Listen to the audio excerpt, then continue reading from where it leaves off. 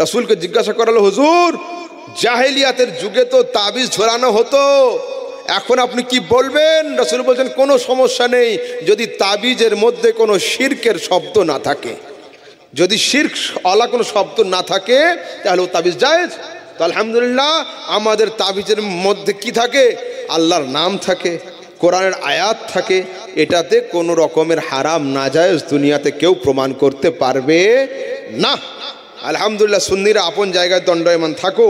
এবং সরাসরি আবু দাউদ হাদিস নাম্বার 3895, তিরমিজি হাদিস নাম্বার 3072, 3872, ইবনে মাজাহ এবং নেসাইর মধ্যে হাদিস আসছে, রাসূল সাল্লাল্লাহু আলাইহি ওয়াসাল্লাম তার সাহাবীদেরকে তাবিজ শিখিয়েছেন এবং একজন সাহাবী দোয়াগুলো মুখস্থ করিয়ে দিতেন লোকজনকে।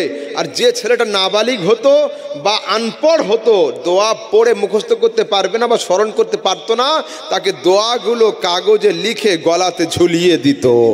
সরাসরি সিহা সিত্তার হাদিসের মধ্যে রয়েছে। আবু দাউদ শরীফের 3888 নম্বর হাদিসের মধ্যে আসছে যে আন আউফ ইবনে মালিক قال كنا نرقي في الجاهلية فقال يا رسول الله كيف ترى في ذلك فقال يعرضوا علي رقاءكم لا بأس بالرقي ما لم يكن فيه شرك।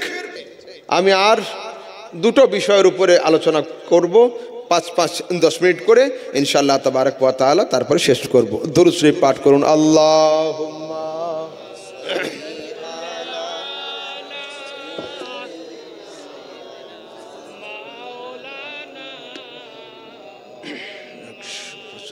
ওয়া আলা আলে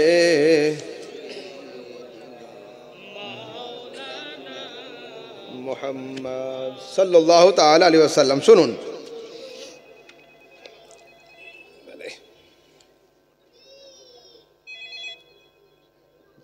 কথা বলো তো কে আছে? হ্যাঁ শুনুন,